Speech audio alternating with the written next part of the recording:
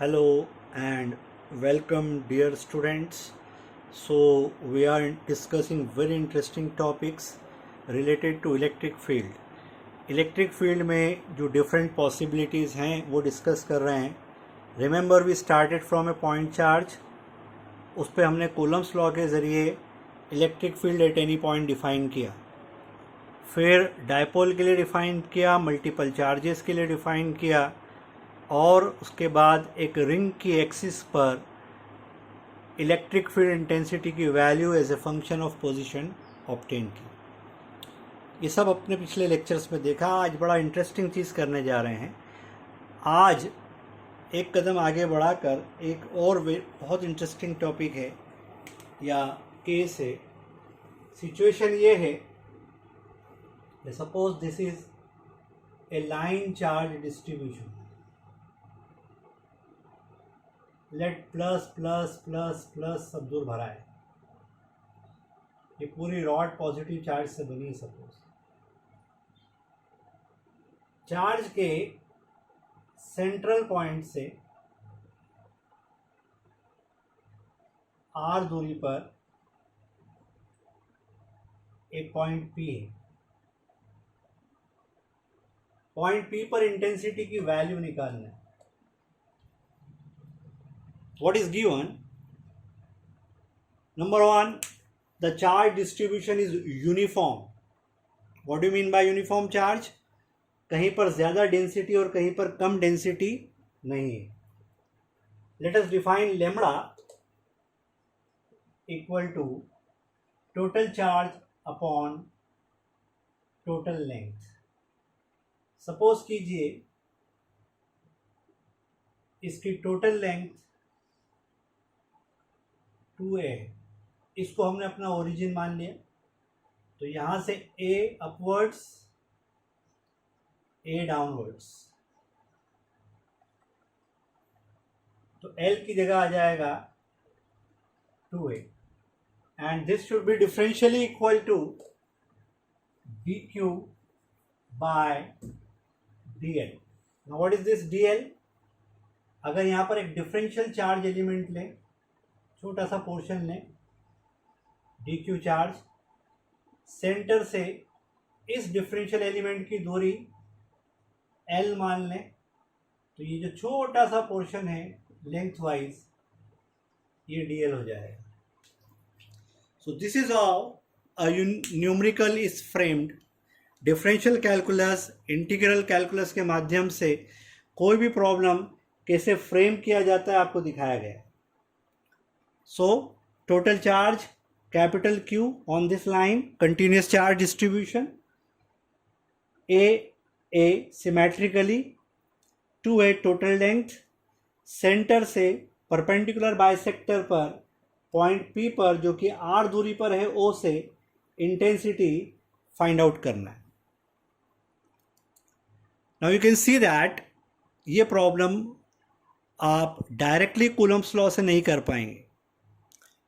It require integral calculus because the charge distribution is continuous, जुड़ा हुआ है एक दूसरे के साथ.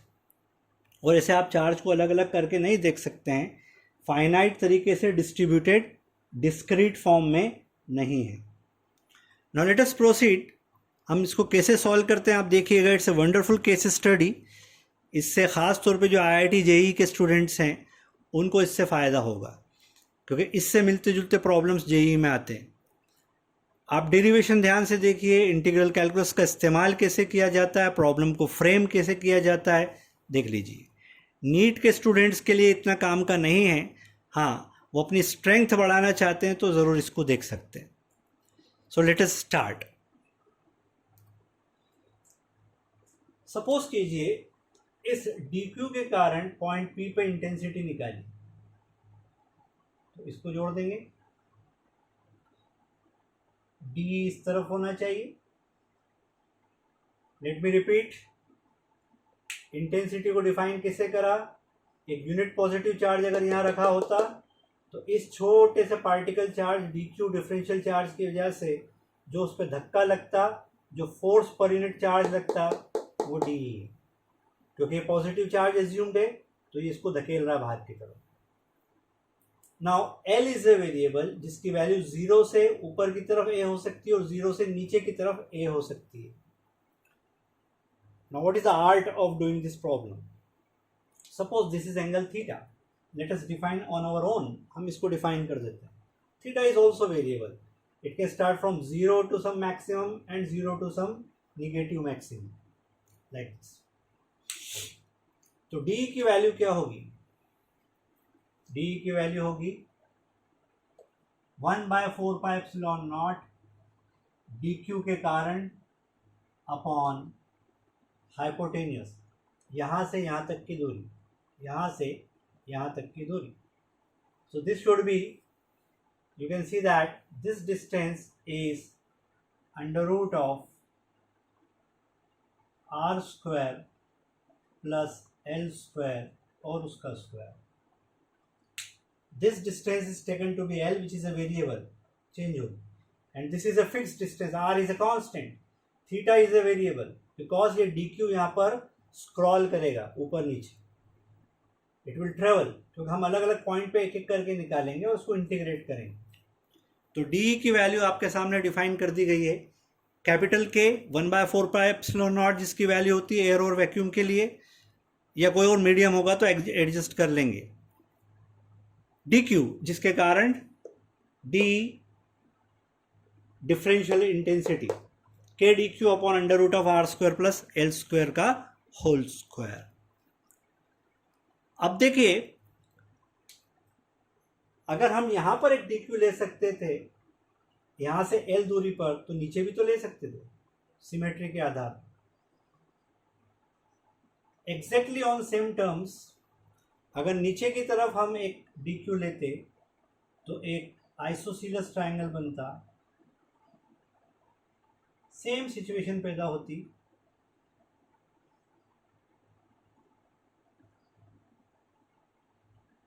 इन this direction, and needless to say कि उसकी वैल्यू भी इतनी होती, बिकॉज मीडियम सेम है, चार्ज एलिमेंट dq है और हाइपोटेनियस की वैल्यू यानी यहाँ से यहाँ तक की दूरी under root of r square plus l square भी सेम है। ये जो under root of r square plus l square है उससे अंडर रूट से स्क्वायर हट जाएगा, तो यहाँ पर सिर्फ एक बार r square plus l square बचेगा। अब इतना आपको अंडरस्टैंडिंग पैदा हो जाना चाहिए फिजिक्स पढ़ने के बाद कि हम क्या करने वाले हैं। अगर ये दोनों symmetrically situated around the horizon, ये एंगल भी थीटा, ये भी थीटा, ये एंगल भी थीटा, ये भी angle theta, alternate opposite angle between two intersecting lines.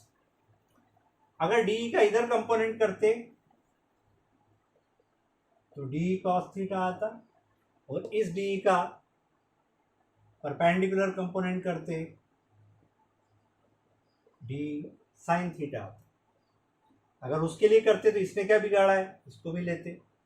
D का इधर थीटा के पास वाला कंपोनेंट इसके साथ जुड़ जाता, 2d cos थीटा हो जाता, और इसका d sin थीटा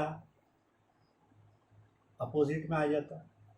आप जानते हैं अब मैं क्या बोलने वाला हूँ, ये दोनों एक दूसरे को कैंसिल कर देंगे, सिर्फ बचेगा 2d cos थीटा।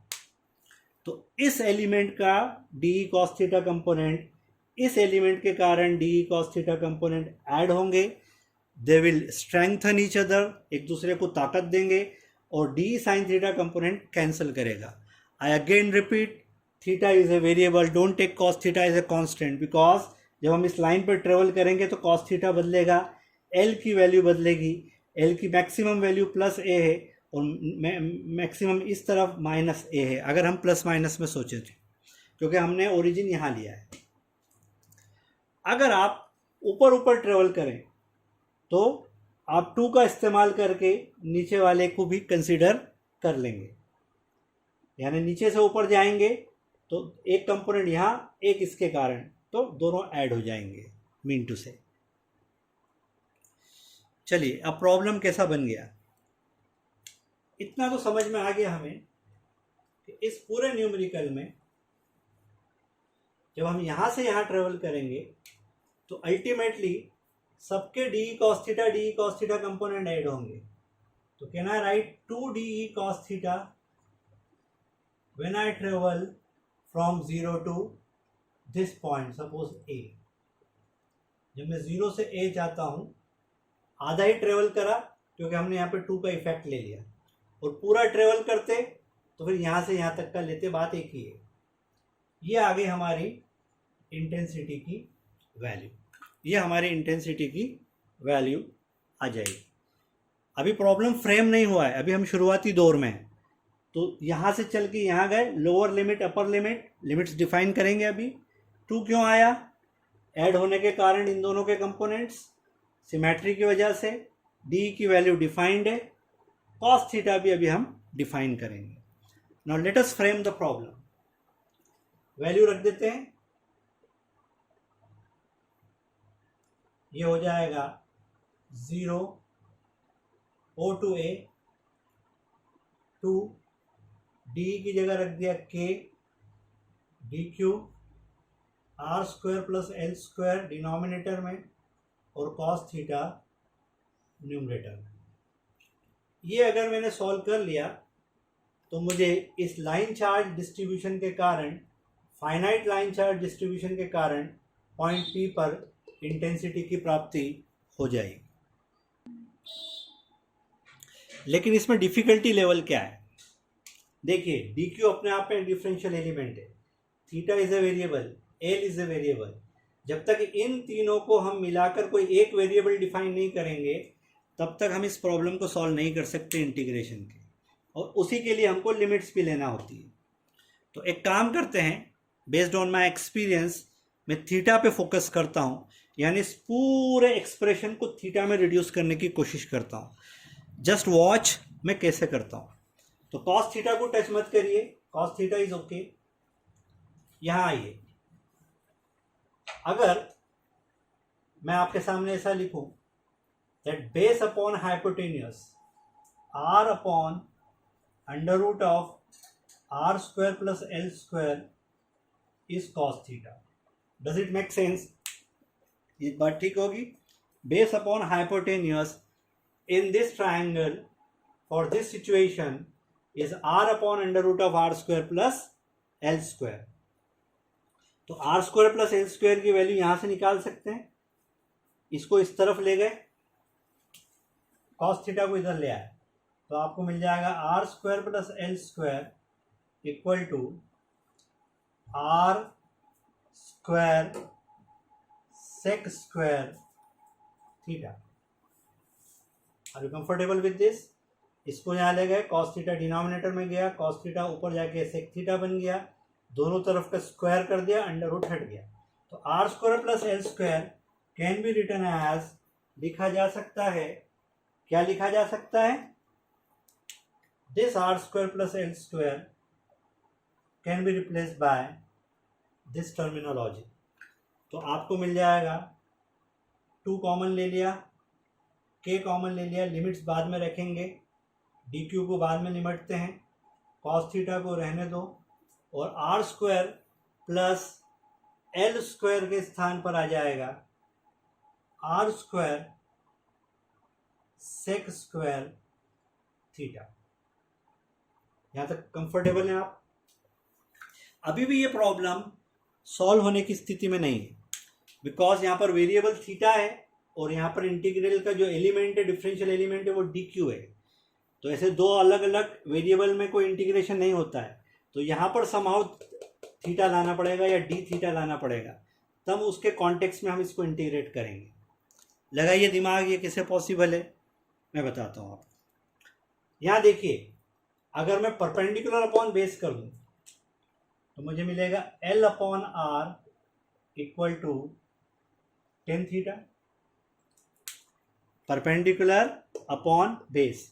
अब डोंट से कि मेरे दिमाग में यही क्यों आया, रीज़न ये है कि हम एक ही वेरिएबल को एक बार निमट सकते हैं। तो L और थीटा वेरिएबल है, R कांस्टेंट है। अगर मैं तीनों वेरिएबल ले लेता, जैसे L और यहाँ का ले लेता, या परपेंडिकुलर अपॉन हाइपोटेनस ले लेता, तो सिचुएशन और डिफिकल्ट हो जाती।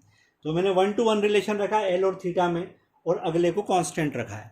तो L अपॉन R आ गया टेन थीटा, या L इक्वल टू हो जाएगा R टेन थीटा। तो क्या मैं दोनों तरफ डिफ्रेंशिएट कर सकता हूं इसको?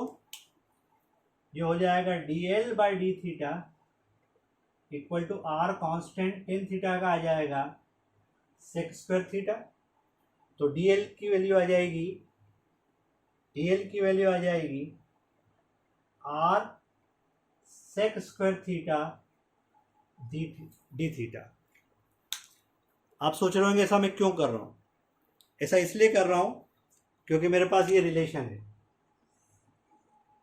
Lambda is a constant and it's a given constant. D Q को मुझे एलिमिनेट करना है क्योंकि वो हमें भा नहीं रहा है, हम उसको हटाना चाहते हैं। तो क्या कर सकते हैं? Look from here, D Q can be written as lambda D L. Lambda is linear charge density.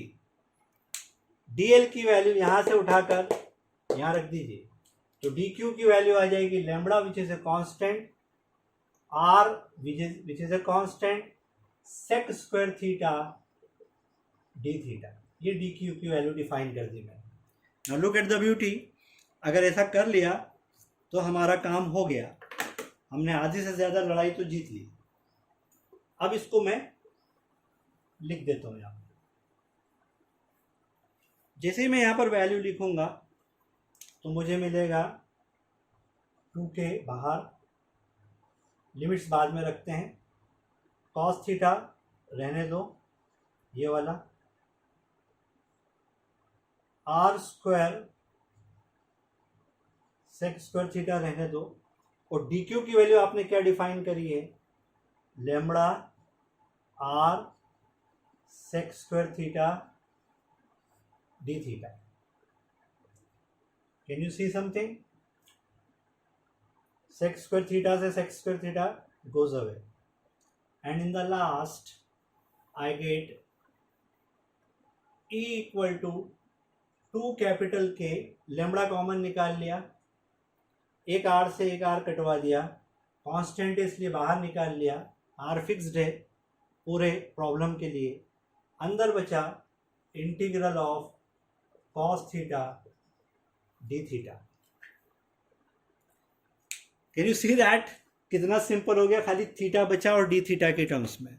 Now it must be a simple problem, it can be integrated in terms of theta if you know the integration. Limits क्या रखेंगे? Suppose theta की limits देखें तो theta यहाँ पर 0 होगा और theta यहाँ पर मान लो मैक्सिमम डिफाइंड है थीटा m के बराबर। तो 0 से चलेंगे थीटा m तक जाएंगे, एक्सट्रीम तक जाएंगे। कॉस थीटा का इंटीग्रेशन क्या होता है? सारी दुनिया जानती है। कॉस थीटा का इंटीग्रेशन होता है, कॉस थीटा का इंटीग्रेशन होता है यस साइन थीटा। तो ये आ जाएगा 2k lambda upon R, integration आया sine theta, lower limit 0, upper limit theta maximum. तो intensity at this point P in this direction perpendicular bisector away equal to 2 capital K lambda upon R. Upper limit sign theta m substitute की minus lower limit substitute की। आप जानते हैं sign 0 की value 0 होती है, so this goes away and finally you get intensity equal to 2k lambda upon R sine theta m। तैयार हो जाइए। साइन थीटा m की वैल्यू क्या होगी इस सिचुएशन में, इस न्यूमेरिकल में? ये मैक्सिमम एंगल, क्योंकि इससे ऊपर मैं एलिवेट नहीं हो सकता, ये मेरा फाइनल पॉइंट है। तो साइन थीटा m हो जाएगा equal to perpendicular upon hypotenuse, so it will become a, perpendicular की मैक्सिमम वैल्यू, हाइपोटेनियस की मैक्सिमम वैल्यू हो जाएगी under root of a square plus R square, a का स्क्वायर प्लस आर स्क्वायर। ये sine theta m की value आ गई। तो e की वैल्यू आ जाएगी 2k, k को आप लिख सकते हो 1/4 pi epsilon naught with all authority. Lambda को आप लिख सकते हो q/2a। Look at the starting of the problem. r की वैल्यू गिवन है, साइन थीटा एम की जगह लिख सकते हो आप a upon under root of A square plus R square. A से ए कटवा दीजिए, 2 से 2 कटा दीजिए, आपको शॉर्ट में मिल जाएगा capital K Q total charge upon R under root of A square plus R square. So this is the final answer of intensity in the vicinity of a line charge distribution. अब आपको एक assignment दे रहे हैं कि अगर ये infinity तक जाता ऊपर और इन्फिनिटी तक जाता नीचे, तब इसकी सिचुएशन क्या डेवलप होती फॉर अ फिक्स लैम्बडा। हाँ, लैम्बडा कांस्टेंट होता उसके अंदर, लैम्बडा गिवन है, तब हम उसको क्यू अपॉन 2a करके सॉल्व नहीं करेंगे, कारण इतनी लंबी लाइन से कौन डिवाइड करेगा। So it will be very large quantity divided by very large quantity, but that will be a finite quantity. तो आप लैम्बडा की टर्म्स में इसको सॉल्व कीजिएगा। Lambda is given and it's uniform, इसको सॉल्व कीजिए। जब ये इन्फिनिटी तक जाती है लाइन, तब क्या होगा ऊपर नीचे। So this was a very beautiful problem. It has been solve before you using the concept of integral calculus and differential calculus. आप देखिए, आपने सीखा प्रॉब्लम को फ्रेम कैसे किया, बहुत सारे वेरिएबल्स से सारे वेरिएबल्स को एक एक करके हटा के एक वेरिएबल में प्रॉब्लम को रिड्यूस करके पूरा सॉल्व किया है। Now this is a kind of sample problem. So आप इसको देख लीजिए अच्छे से। Thank you very much.